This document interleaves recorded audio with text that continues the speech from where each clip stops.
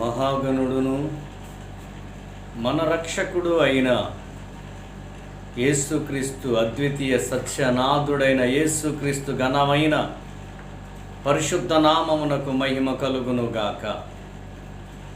మరొకసారి ఈ విధంగా మనమందరము దేవదేవుని యొక్క మహా ఉచితమైన కృపను బట్టి మనమందరము ఈ విధంగా చేరి ఆ యేసుక్రీస్తు ఘనమైన నామమును ఘనపరుస్తూ ఆయనను ఆరాధించడానికి ప్రవహించిన అవకాశాన్ని బట్టి ప్రభువుకే మహిమ కలుగునుగాక. ప్రియులరా, మరొక పర్యాయము ఈ ఉదయకాల సమయంలో మనము దేవుని యొక్క వాక్యమును ధ్యానించడానికి యేసుక్రీస్తు మనకిచ్చిన ఈ సదవకాశమును బట్టి ఆ దేవునికే స్తుతి మహిమ కలుగునుగాక. ప్రియులరా, ప్రభు పేరట మీ అందరినీ దేవుని వాక్య సముఖమునకు ఆహ్వానిస్తున్నాను. రండి, దైవ కార్యక్రమంలో మనం పాల్గొందాం. ఈ కార్యక్రమాన్ని ఆశీర్వాదకరంగా, ఆయనకు మహిమకరంగా దేవుడే జరిగించినట్లు మొట్టమొదటిగా చిన్న ప్రార్థన చేద్దాం. అతి మిక్కిలిగా మమ్మల్ని అందరినీ ప్రేమించినటువంటి ప్రియ దేవా, నీకు వందనాలు. ఈ పూట మరొకసారి నీ మాటలు వినే ధన్యకరమైన జీవితాన్ని మాకు ఇచ్చారు. ఈ సమయంలో నీ మాటలు వినబోతున్నాం. నీవే మాతో మాట్లాడి మహిమకు మమ్మల్ని సిద్ధపరచండి. ఈ కార్యక్రమం అంతయు ఆశీర్వాదకరంగా నీ నామ మహిమార్థమే జరిగించమని మాట్లాడుతున్న నీ సేవకుని ద్వారా అనేక హృదయాలకు కావలసిన వాక్యమును అనుగ్రహించండి అయ్యా. ఈరోజు ఈ వాక్యం ద్వారా నీవే మాతో స్పష్టంగా మాట్లాడి కార్యాలు చేయండి. మహిమ మా ద్వారా తెచ్చుకోమని యేసయ్య పేరట వేడుకుంటున్నాము. ఆమేన్. Praise the Lord. ప్రియులారా,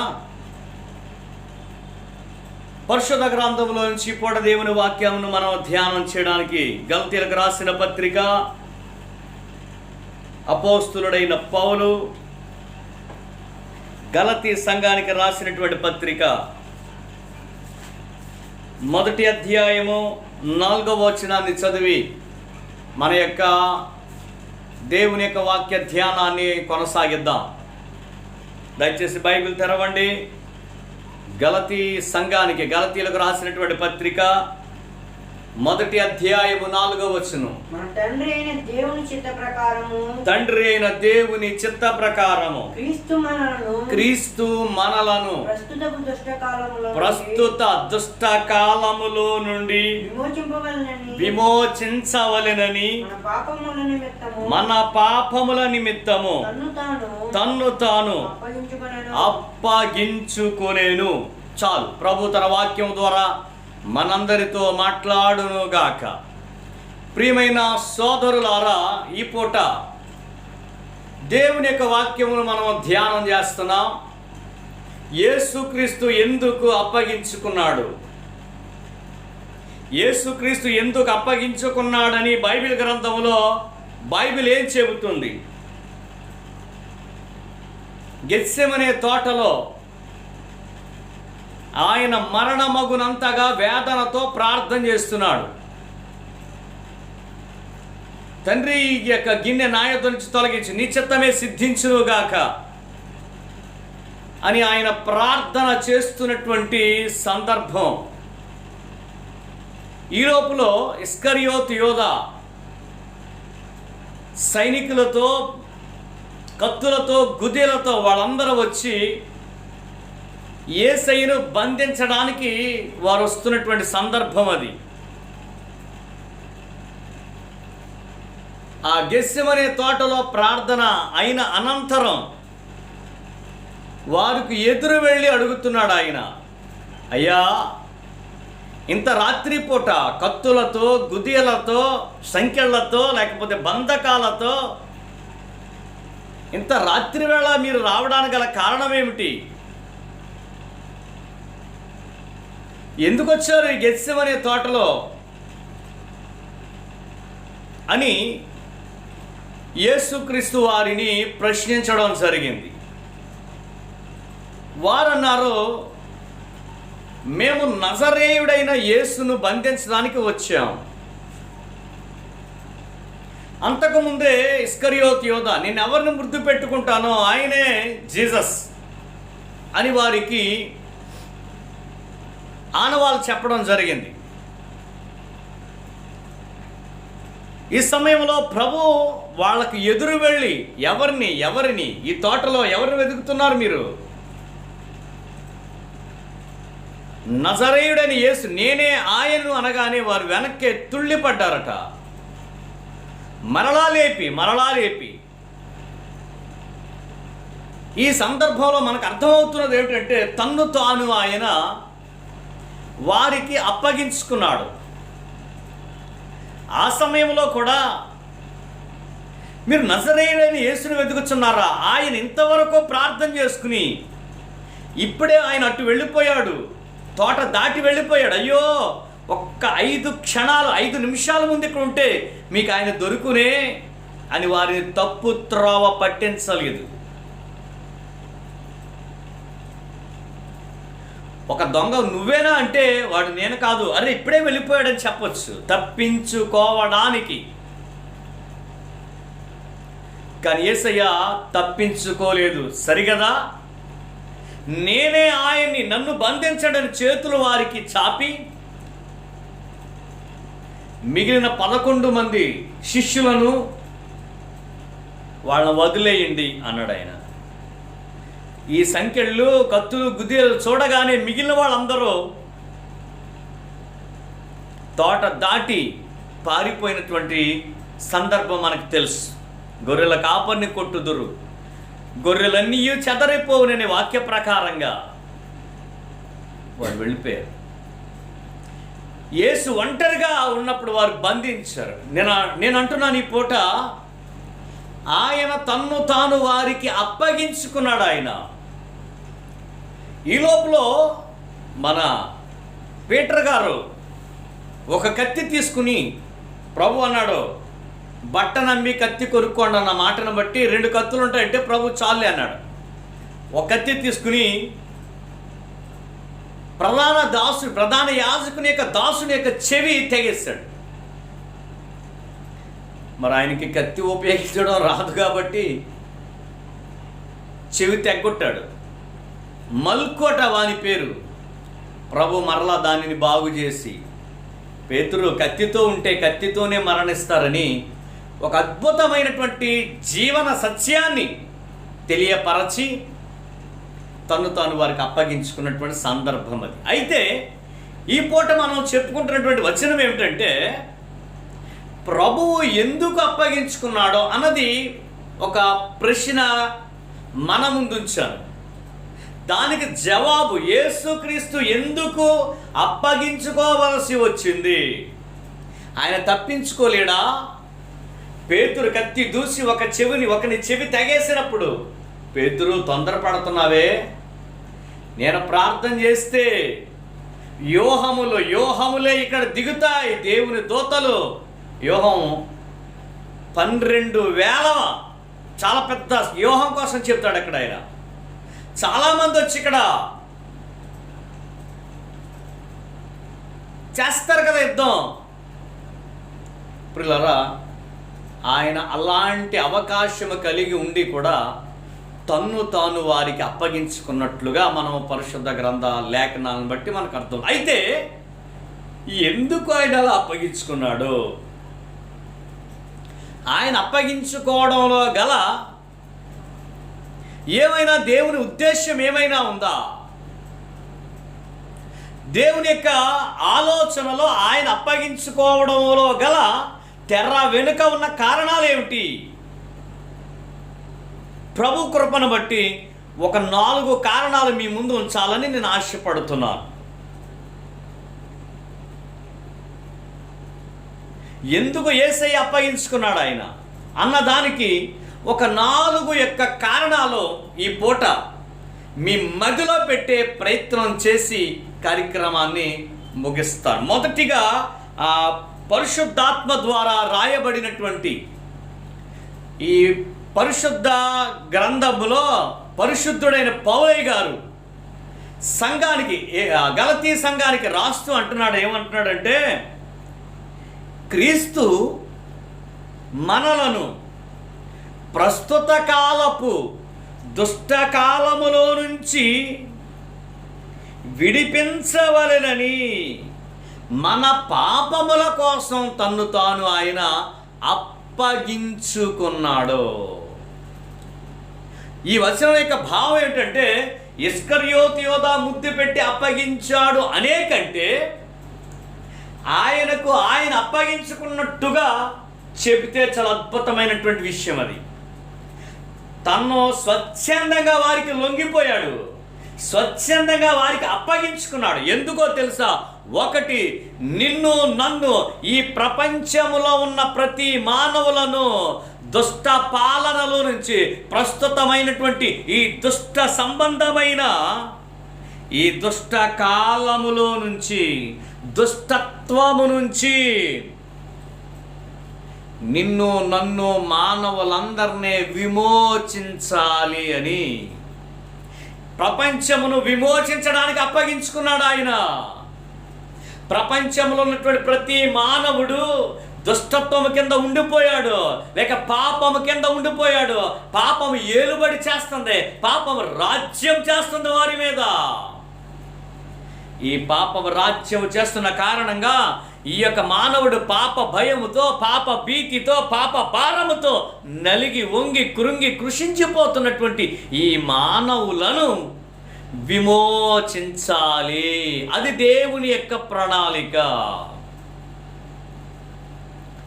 అనగా ప్రస్తుత దుష్టత్వము నుంచి, దుష్ట కాలము నుంచి, పాప సంబంధమైన ఆలోచన నుంచి నిన్ను విడిపించాలన్నది ఆయన ఉద్దేశంలో ఉంది గనుక అందుకు ఆయన అప్పగించుకున్నాడు. నా ప్రియమైనటువంటి సోదరి సోదరులారా, ఆయన అప్పగించుకోవడంలో గల మొదటి కారణం అది. ఆయన తప్పించుకోవడానికి అవకాశం ఉంది. శిలువ మీద వేలాడుతున్నటువంటి ఒక దొంగ అంటాడు, ఏయ్ జీసస్, నువ్వు నిన్ను రక్షించుకుని మమ్మల్ని రక్షించు. అవును, ఆయన రక్షించుకోగలిగిన సమర్థుడే, రక్షించగలిగిన శూరుడే. కానీ తప్పించుకోకుండా, ప్రాణాన్ని కాపాడుకోవడానికి ప్రయత్నాలు ఏమీ చేయకుండా ఒక గొర్రె వలె తన్ను తాను అప్పగించుకున్న దేవాతి దేవుడు నిన్ను నన్ను ప్రపంచంలో ఉన్న ప్రతి ఒక్కరిని విమోచించాలని, ప్రస్తుత అంధకార చీకటి సంబంధమైనటువంటి ఆ పాపములో నుంచి, దుష్ట కాలములో నుంచి నిన్ను విమోచించాలన్నదే ఆయన ఉద్దేశం సోదరుడా. ఎందుకో తెలుసా? ఎవడును ఏ విధము చేతనైనా తన సహోదరుని విమోచించలేడని బైబిల్ చెప్తుంది. వాని కుళ్ళు చూడగా నిత్యము బ్రతకడానికి వాని నిమిత్తము ప్రాయచిత్తము చేయగలిగిన వాడు ఎవడు లేడని చెప్తుంది బైబిల్. రక్తము చిందిస్తేనే తప్ప పాపములకు క్షమాపణ లేదని చెప్తుంది బైబిల్. ఆ రక్తము గొర్రెల యొక్క రక్తం, మేకల రక్తం కాదు. పరిశుద్ధుడైన యేసుక్రీస్తు రక్తం మాత్రమే విమోచిస్తుంది. అందుకనే దైవజనుడ పేతురు గారు అంటాడు, మీ యొక్క వ్యర్థమైన ప్రవర్తన విడిచిపెట్టునట్లుగా పితృపారంపర్యమైన మీ యొక్క వ్యర్థమైన ప్రవర్తన నుంచి విడిపించి మిమ్మల్ని పరిశుద్ధపరచడానికి ఆయన అమూల్యమైన గొర్రె పిల్ల వంటి యేసుక్రీస్తు రక్తము చేత మీరు విమోచించబడ్డారు అన్నాడు ఆయన. కనుక మనలను విమోచించాలనే యేసయ్య అప్పగించుకున్నాడు. మరొక కారణాన్ని చూద్దాం. ఎఫెసీ పత్రిక 5వ అధ్యాయము 2వ వచనం, ఎఫెసీలకు రాసిన పత్రిక. ఇంకా ఎందుకు అప్పగించుకున్నాడు ఆయన? ఆ యేసుక్రీస్తు అప్పగించుకోవడంలో గల ఆంతర్యం ఏమిటి? ఆయన యేసుక్రీస్తు అప్పగించుకోవడంలో గల ఆయన చేసిన అత్యద్భుతమైనటువంటి ఆధ్యాత్మిక సంస్కరణ ఏమిటంటే, మొట్టమొదటిది పాపము నుంచి, దుష్టత్వం నుంచి నిన్ను విడిపించాలి. రెండవది ఎఫెసీలకు రాసిన పత్రిక 5:2 వచనం, క్రీస్తు మిమ్మును ప్రేమించి పరిమళ వాసనగా ఉండుటకు. ఏంటండి క్రీస్తు మిమ్ములను ప్రేమించి పరిమళ వాసనగా ఉండడానికి మన కొరకు తన్ను తాను దేవునికి అర్పణగాను బలిగాను. వింటున్నారా? ఎందుకు ఆయన అప్పగించుకున్నాడో తెలుసా? ఆయన అప్పగించుకోవడంలో గల ఆంతర్యం ఏమిటయ్యా అంటే నిన్ను నన్ను, అక్కడ రాయబడిన మాట, క్రీస్తు మనలను ప్రేమించి మనము పరిమళ వాసనగా ఉండుటకు, పరిమళ వాసనగా ఉండుటకు, ఒక సుగంధముగా ఉండడానికి, ఒక మంచి క్రీస్తు సువాసన వచ్చే విధమైన వ్యక్తిగా నీ ఉండడానికి, పరిమళ వాసనగా ఉండుటకు. ఏమండి, మంచి గంధానికే మల్లెపూలకు ప్రచారం అవసరం లేదండి. మంచి గంధం ఎక్కడున్నా దాని వాసన, మల్లెపూలు ఎక్కడున్నా దాని వాసన. నీవు క్రీస్తు సువార్తను అందించడానికి, నిన్ను ప్రస్తుత కాలపు దుష్ట సంబంధమైన విషయాల్లోంచి విడిపించి, నీ యొక్క పాపపు వాసన తొలగించి, మలినపు వాసన తొలగించి, నీలో ఉన్న దుర్గంధమును తొలగించి, నీవు ఒక సెంటు వలె, అత్తరు వలె, సుగంధ తైలము వలె పరిమళ వాసనగా ఉండడం కోసం నిన్ను ఆయన ఆ విధమైనటువంటి పరిమళ వాసనగా చేయాలని నీకోసం అప్పగించుకున్నాడు. అందుకే పౌలు అంటాడు, మేము క్రీస్తు సువాసన వెదజల్లే పత్రికలము అన్నాడు ఆయన. బ్రతికే వారికి సువాసనగా ఉన్న, చచ్చే వాళ్ళకి కూడా మేము సువాసన వెదజల్లుతున్న క్రీస్తు వాసనను, క్రీస్తు మహత్యమును, క్రీస్తు ప్రభావమును మేము వెల్లడి చేస్తున్నామని దైవజనుడైనటువంటి పౌలు గారు కొరింథీ సంఘానికి రాస్తూ అంటాడు. నీవు ఒక పరిమళ వాసనగా ఉండాలన్నది ఆయన ఆలోచన. నిన్ను పరిమళ వాసనగా చెయ్యాలని ఆయన అప్పగించుకున్నాడంట. సోదరుడా,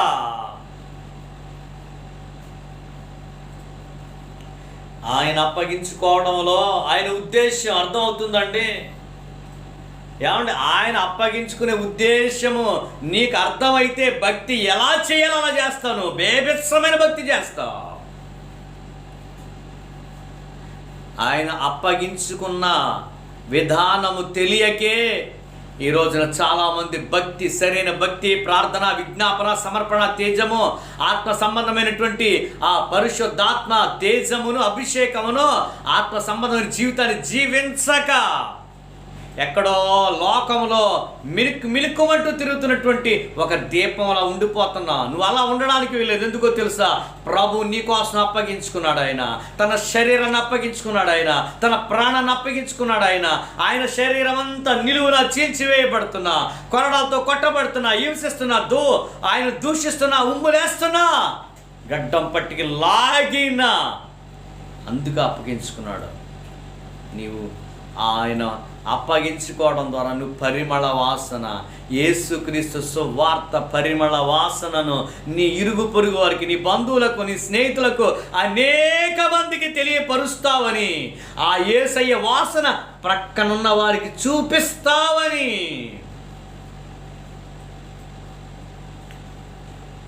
గంధపు చెట్టు నరకిన గొడ్డలకి కూడా పరిమళ వాసన అంటుకుంటుందట.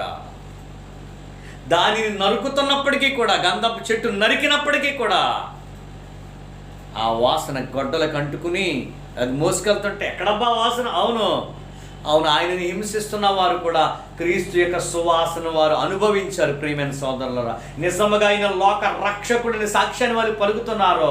నా ప్రియమైన సోదరులారా, ఈ రోజున దేవుని వాక్యాన్ని ఎందుకు మనం ఆలకిస్తున్నామో జ్ఞాపకం చేసుకుంటున్నారా?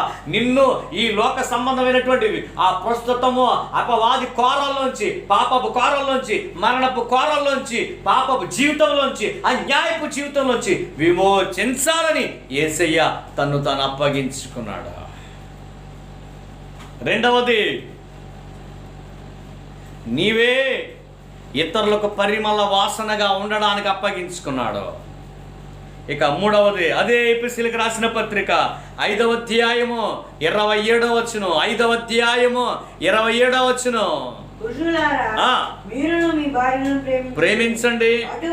అటువలే క్రీస్తు కూడా సంఘమును ప్రేమించి కళంకము గాని ముడత గాని అట్టిది మరి ఏదైనను లేకుండా పరిశుద్ధమైనదిగా నిర్దోషమైనదిగా మహిమగల సంఘముగా ఆయన తన ఎదుట నిలువబెట్టుకొనవలెనని వాక్యము చేత ఉదక స్నానము చేయించి పవిత్రపరచి పరిశుద్ధపరచుటకై దాని కోసం తన్ను తాను అప్పగించుకొనేను. ఎందుకు అప్పగించుకున్నాడు తెలుసా? నీవు పవిత్రంగా పరిశుద్ధంగా బ్రతుకుతావని అప్పగించుకున్నాడు. ఆయన అప్పగించుకున్న విధానాన్ని మీరు ఆలోచించండి సోదరి సోదరులారా. క్రీస్తు సంఘమును ప్రేమించాడట. సంఘములో ముడత గాని మచ్చ గాని కళంకము గాని అట్టిది మరి ఏదైనాను లేకుండా, ముడత మచ్చ కళంకము లేనిదిగా ఉండాలని ఆయన రెండవసారి వచ్చినప్పుడు, ఆయన రెండవసారి మరలా ఈ భూలోకానికి ప్రత్యక్షమయ్యే ఆ దుర్దినములు, ఈ ప్రస్తుతం ఆయన రెండవసారి వచ్చే ముందుగా ఈ దుర్దినాలు జరుగుతున్నాయే, ఈ దుర్దినాల్లో ఆ యేసు స్వామి యొక్క రాకడ కొరకు ఎదురు చూస్తున్న క్రైస్తవ దేవుని పిల్లలారా, ఇవి దుర్దినాలు అంటున్నావే, ఒక రోజు రాబోతుంది, ఇక్కడికి రండి అని ఆయన పిలిచే రోజు రాబోతుంది. ఆ రోజు కొరకు ఎదురు చూస్తున్న సోదరులారా, నీవు ముడత గాని మత్స గాని కళంకము గాని అలాంటిది ఏమీ లేకుండా పరిశుద్ధమైనది గాను, పవిత్రపరచబడినది గాను, నిర్దోషమైనది గాను, వాక్యము చేత ఉదక స్నానము చేయించబడినది గాను ఉండి నిన్ను ఆయన ఎదుట నిలబెట్టుకోవాలని. నీ జీవితం అంతా పాప జీవితమే, మలిన బ్రతుకే. పాప బ్రతుకంతా శుద్ధి చేశాడు, తన రక్తము చేత కడిగాడు ఆయన, పరిశుద్ధపరిచాడు ఆయన, హిమము కంటే తెల్లగా నిన్ను కడిగాడు ఆయన.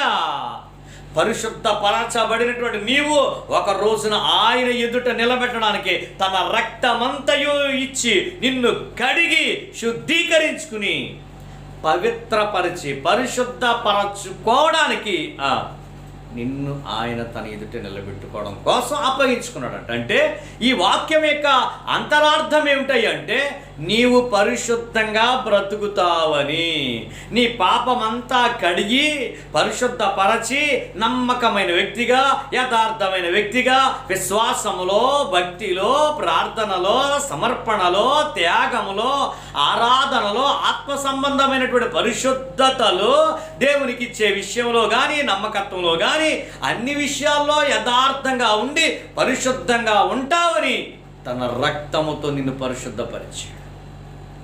ఎందుకంటే ఆయన పరిశుద్ధుడైన దేవుడు నిన్ను పవిత్రపరచడానికి, నిన్ను చూస్తే అసహ్యంగా కనబడ్డా, నువ్వు చూస్తుంటే చాలా నీచంగా కనిపించా. ఎహెజ్కేలు గ్రంథంలో చెప్తాడు, నీ మీద జాలి పడిన వాడు అక్కడో లేడు, నువ్వు పుట్టిన నాడే బయట పారవేయబడి నువ్వు చాలా దరిద్రంగా ఉన్నావు, నీకు ఉప్పు రాయలేదు, నీకు బట్ట చుట్టలేదు, నీకు రక్తపు మరకలు ఉండిపోయాయి. అలాంటి పరిస్థితుల్లో నేనే నీ దగ్గరికి వచ్చాను, నేనే నీపై జాలి పడ్డాను, నిన్ను కనికరించాను, నిన్ను శుద్ధి చేశాను, నీకు బట్టలు కట్టాను, నీ యొక్క తల వెంట్రుకలు శుభ్రంగా దువ్వాను. జాలి పడి చేశాడు.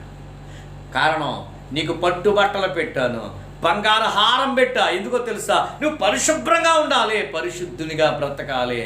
నీకు మంచి ఆహారం ఇచ్చాను. ఆ యొక్క అధ్యాయం అంతా చదువుకోండి. నీవు పుట్టిన నాడు అవునండి, మనం పాపమును బట్టి చాలా అసహ్యమైన బ్రతుకు మనది.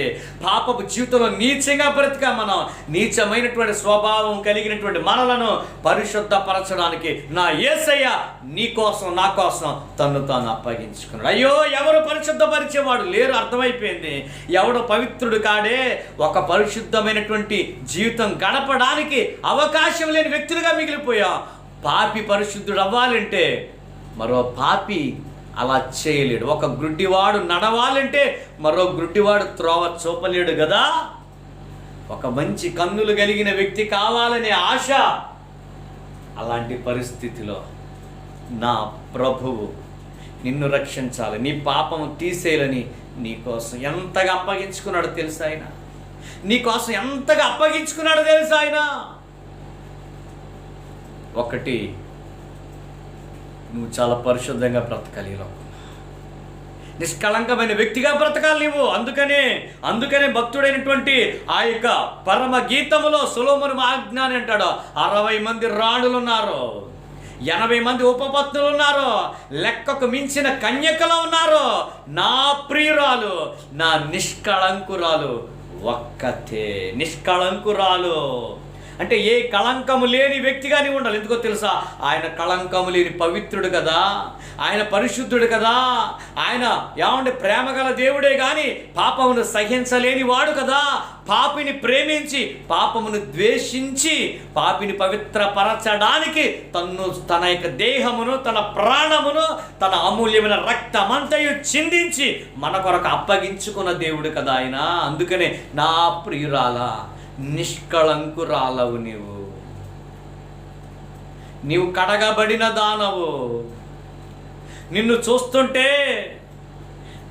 చూస్తుంటే ఎంత చూడముచ్చటగా ఉన్నావు నీవు పాపము లేనంత పరిశుద్ధమైన దానిగా, పరిశుద్ధమైన వ్యక్తిగా నువ్వు బ్రతికితే అలా ఉండాలని ఆయన కోరుకున్నాడు. వింటున్నారా నా ప్రియమైన సోదరులారా? ఇక 4వ కారణాన్ని కూడా మీకు తెలియపరుస్తాను. తీతుకు పత్రిక చూడండి.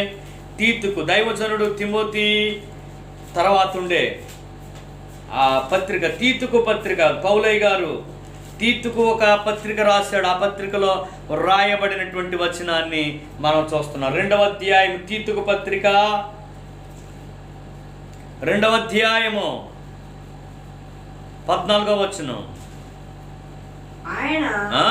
ఆయన సమస్తమైన దుర్నీతి నుంచి మనలను విమోచించి మొట్టమొదటి మాట దుష్టత్వం నుంచి విమోచించి, దాన్ని అంటున్నాడు ఇక సమస్తమైన దుర్నీతి నుంచి విమోచించి సత్క్రియల యందు ఆసక్తి కలిగిన ప్రజలను ఆయన కోసరము పవిత్రపరుచుకొని తన సొత్తుగా చేసుకొనుటకు తన్ను తానే మన కొరకు అర్పించుకొనెను. ఒకసారి స్తోత్రం చెబుతారా? చేతులెత్తి హల్లెలూయా అంటూ మీ చేతులు పైకెత్తి, ప్రభువా ఆయన నీకోసం ఎంత అప్పగించుకున్నాడో చూడండి. తన్ను తానే.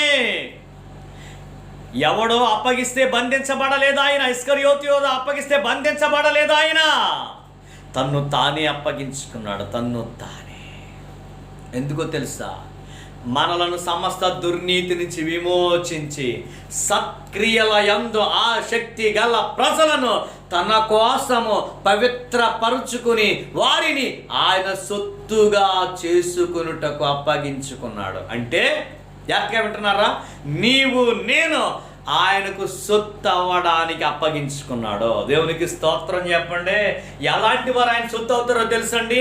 సత్క్రియల యందు ఆసక్తి కలిగిన వారు. అంటే మంచి క్రియలలో ఆసక్తి కలిగిన వారు. భూమి మీద మొట్టమొదటి కోపిస్తే తెలుసు కదా మీ అందరికీ, కయ్యేను. మొహం చిన్నబుచ్చుకున్నాడు.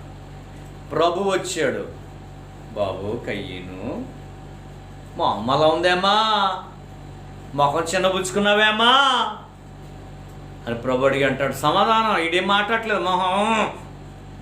ప్రభు అన్నాడు, నువ్వు సత్క్రియ చేస్తే,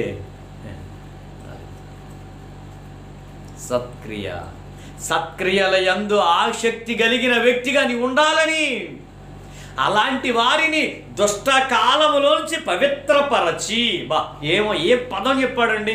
సమస్తమైన దుష్టత్వము నుంచి, దుర్నీతి నుంచి, పాపేచ్ఛల నుంచి, దురాశ నుంచి, లోక సంబంధమైనటువంటి పాప సంబంధమైనటువంటి ఆలోచనలో నుంచి మనలను విమోచించి సత్క్రియలలో ఆసక్తి కలిగిన వారిగా నిన్ను చేసి అలాంటి వారిని పవిత్రపరచి, వాక్యాన్ని పంపించి, వాక్యము చేత ఉదక స్నానము చేయించి పవిత్రపరచి నిన్ను ఆయన సొత్తుగా చేసుకుంటున్నాడండి. నీవు ఆయనకు సొత్తు అయిపోవాలట. నువ్వు లోకానికి తొత్తుగా ఉండకూడదు, యేసయ్యకు సొత్తుగా ఉండాలి. నీవు స్వార్థానికి, ధనాపేక్షకు, అసూయకు, దురాలోచనకి, దొంగతనానికి, పాప సంబంధమైనటువంటి కార్యక్రమాలకి నీవు తొత్తుగా ఉండొద్దు. పవిత్రపరచబడి నీ ఒక దేవునికి సొత్తైపోయిన ప్రజలుగా నీవు ఉండాలయ్యా. అందుకోసం దేవునికి సొత్తైన ప్రజలుగా ఉండాలని నిన్ను చీకటిలో నుంచి ఆశ్చర్యకరమైన వెలుగులోనికి పిలిచి, నిన్ను రాజులైన యాజక సమూహంగా చేసి, పరిశుద్ధ జనముగా చేసి, దేవునికి ఒక సొత్తైన ప్రజలుగా, రాజ్యానికి వారసులుగా తన రక్తముతో కడిగి శుద్ధీకరించుకోవడం కోసం నీ కొరకు ఒక బలిగా, అర్పణగా అర్పించుకున్నాడో, అప్పగించుకున్నాడు. నా ప్రియమైన సోదరి సోదరులారా, ప్రభు నీ కొరకు ఎంతగా అప్పగించుకున్నాడో. ఎందుకు అప్పగించుకున్నాడు అర్థమైందా? ఆయన ఈ లోకానికి మానవునిగా వచ్చి మనిషిగా పుట్టి నిన్ను నన్ను రక్షించాలనే ఒక దృఢమైన నిశ్చయంతో అప్పగించుకున్నాడు. అప్పగించుకుంటున్నాడు. ఆయన అప్పగించుకోవడంలో గల అత్యద్భుతమైనటువంటి కారణం మీరు ఆలకిస్తున్నారా? ఒక 4 కారణాలు మీ ముందు పెట్టాను ఈరోజు. ప్రభు అప్పగించుకోవడంలో గల ఆయన ఉద్దేశం ఏమైంది? నిన్ను దుష్ట కాలములో నుంచి, పాప సంబంధమైన దురాశల్లోంచి విడిపించాలి. ఎవడు అలా చేయడానికి విడిపించే నాదుడు లేడు. అయ్యో, నేనెంత దౌర్భాగ్యుణ్ణి అని ఏడుస్తున్నావు నువ్వు, నన్ను ఎవడు విడిపిస్తాడో అని బాధపడుతున్నావు నువ్వు. నీకు విడుదల లేక యాతన పడుతున్నా, పాపంలో నలిగిపోతున్నా, పాపంలో కృంగిపోతున్నా, పాపంలో అయ్యో వేదన చెందుతున్నా, పాప సంబంధమైన సంఖ్యల చేత బంధించబడ్డా. నీ బంధకాలు తెంచి నిన్ను విమోచించి నీకు స్వాతంత్రం ఇచ్చి నిన్ను పరిశుద్ధపరచడానికి నీ కొరకు ఒక గొర్రె వలె అప్పగించుకున్నాడు. ఇశ్రాయేలీయుల పూర్వకాలంలో గొర్రెను బలేసి పాపం పోయిందని వీళ్ళు సంతోషపడుతూ ఉండేవారు. బలులేసి అలా అవడానికి ఒక గొర్రె అప్పగించుకుంది.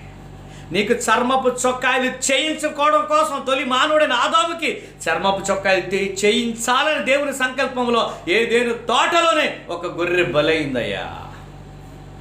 ఆ గొర్రె ప్రభు అయిన యేసుక్రీస్తు నీ కొరకు అప్పగించుకున్నాడు. నిన్ను దుష్టత్వం నుంచి విమోచించాలని అప్పగించుకున్నాడు. నువ్వు పరిశుద్ధ పరచబడాలని అప్పగించుకున్నాడు. నువ్వు పరిమళ వాసనగా ఉండాలని అప్పగించుకున్నాడు. నువ్వు ఇంకా దుర్వాసన వస్తున్నావేమో, నీ నోరు ఇంకా దుర్వాసన వస్తుందేమో, నీ మాటలు ఇంకా దుర్వాసన వస్తున్నాయేమో, నీ చూపులు ఇంకా దుర్చూపులేమో. నువ్వు పరిమళ వాసనగా ఉండాలి. నేను పరిమళ వాసనగా ఉండాలని నా యేసయ్య నా కోసం అప్పగించుకున్నాడు.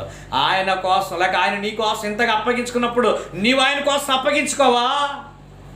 దుర్నీతికి సాధనముగా మీ దేహమును ఇంతకుముందు అప్పగించుకున్నారు, ఇప్పుడు పరిశుద్ధతకు మీ దేహములను సమర్పించండి యేసయ్య తన గ్రంథములో సంఘానికి బోధించడం లేదా? కాబట్టి ప్రియాతి ప్రియమైన సోదరి బృందమా, దేవుని పిల్లలారా, ప్రభు నీ కోసం అప్పగించుకున్నాడు. 4 విషయాలు ఈరోజు మనం ధ్యానించాం. 1, నీవు దుష్టత్వం నుంచి విడిపించాలి, పరిమళ వాసనగా ఉండాలి, నీవు పరిశుద్ధమైన వ్యక్తిగా ఉండాలి. 4, దేవునికి సొత్తైన ప్రజలుగా ఉండాలి. అందుకే యేసయ్య నీ కోసం తన దేహమును, శరీరమును, ప్రాణమును, ఆయన సర్వమును నీ కోసం అప్పగించుకున్నాడు. సర్వమును విడిచిపెట్టిన దేవుడు, సర్వేశ్వరుడైన దేవుడు, సకల యుగములలో ఉండు దేవుడు, ఆ మొదటి వాడైన దేవుడు, తండ్రి అయిన దేవుడు, ధనవంతుడైన దేవుడు నీ కోసం దరిద్రుడిగా, మానవునిగా, మనిషిగా, మానవ పోలికలో పుట్టి దాసుని రూపమును ధరించిన వానిగా ఈ లోకానికి వచ్చి అప్పగించుకున్నాడు. నీ కోసం ఇంతగా అప్పగించుకున్న దేవుని కొరకు, దేవుని సేవ కోసం నువ్వు అప్పగించుకోగలవా? దేవుని కొరకు బ్రతకగలవా? దేవుని సేవ కోసం నమ్మకంగా అప్పగించుకోగలవా? నమ్మకముగా అప్పగించుకునే వ్యక్తుల కోసం ప్రభువు చూస్తున్నాడు ఈ చివరి కాలంలో. ఆయన మన కోసం అప్పగించుకున్నాడు, ఓకే, నీ కాదంటలేదు. నీవు ఆయన కోసం అప్పగించుకునే వ్యక్తిగా బ్రతకగలవా? ఆయన సువార్త కొరకు అప్పగించుకునే వ్యక్తిగా బ్రతకగలవా? తన ప్రాణమును సైతము దేవుని కొరకు త్యాగంతో అప్పగించుకునే వ్యక్తిగా నీవు ఉండగలవా ఈ రోజున? ప్రభు ప్రశ్నిస్తున్నాడు. షడ్రక్ మేషక్ అబేద్నెగోలు తమ దేహములను దేవుని కొరకు సమర్పించారు. ఒకవేళ మా దేవుడు రక్షించకపోయినా కబడ్డా నీ బొమ్మకు మొక్క, తమ దేహములను అప్పగించుకున్నారని రాయబడింది. నువ్వు అలా చేయగలవా? దేవుని కొరకు అప్పగించుకుని బ్రతుకుందా? నీ కోసం అప్పగించుకున్నాడన్న సంగతి, ఆ దేవుడు నీ కోసం అప్పగించుకున్నాడన్న సంగతి నీ హృదయములో ఉంటే, నీవు ఆ యొక్క దైవ సంబంధమైన విషయాలను నీవు జాగ్రత్తగా పరిశీలన చేసుకుంటూ, అవగాహన చేసుకుంటూ, ఆ వాక్య ప్రకారంగా బ్రతకగలిగితే ప్రభు కొరకు అప్పగించుకుంటావు. ప్రభు కోసం అప్పగించుకునే ఒక నూతన తరమును దేవుడు లేపునుగాక. ప్రభు కోసం అప్పగించుకునే ఒక నూతనమైనటువంటి త్యాగము కలిగినటువంటి నవీనమైనటువంటి దైవ సంబంధమైన దైవజనులను దేవుడే లేపునుగాక. అలాంటి విశ్వాసులుగా మీరందరూ బ్రతుకుదురుగాక. దేవుడి మాటలు మీలో ఫలింపచేయునుగాక. తలలో ఉంచుతారా? ఓ చిన్ని ప్రార్థన చేస్తా. నమ్మదగిన తండ్రికి ఒక్క చిన్ని ప్రార్థన చేద్దాం. ప్రేమ కనికరము కలిగిన దేవుడు నీకోసం ఎంతగా అప్పగించుకున్నాడు, నీకోసం ఎంతగా కరిగి నలిగిపోయాడు. కలిగి ఉన్నది ఏదియో ఆయన లేకుండా కలగలేదు. సృష్టికర్త అయిన దేవుడు నీకోసం కరిగిపోయాడు, నలిగిపోయాడు, అప్పగించుకున్నాడు. నీవు పరిశుద్ధంగా ఉండాలని, నీవు క్రీస్తు కొరకు పరిమళ వాసనగా ఉండాలని, నీవు పవిత్రపరచబడిన పరిశుద్ధ జనముగా ఉండాలని, నీవు దేవుని సొత్తైన ప్రజలుగా ఉండాలి. అలా ఉండి సత్క్రియలలో ఆసక్తి కలిగి ప్రభు కొరకు బ్రతికే కృప మీరందరికీ దేవుడు అనుగ్రహించునుగాక. నమ్మదగిన తండ్రి వందనాలు. మరొకసారి ఈ ఉదయకాలంలో నీవిచ్చిన వాక్యముకే వందనాలు. నీవే మాతో మాట్లాడినందుకు స్తోత్రమునైనా. నీ వాక్యం అందరూ విని తద్వారా జీవితాలను నీకు అప్పగించుకుని నీ కొరకు బ్రతికే కృప అనుగ్రహించమని, నీవే మాకు తగిన కృపతో వాక్యం అర్థం చేసుకునే మంచి మనసు మా అందరికీ దయచేయమని, మహిమ నీవే మా ద్వారా పొందమని యేసయ్య పరిశుద్ధ నామములో మిక్కిలి వినయముగా వేడుకొనుచున్నాము. ఆమేన్. ప్రభు కృప మీ అందరికీ సదా తోడుగా ఉండునుగాక.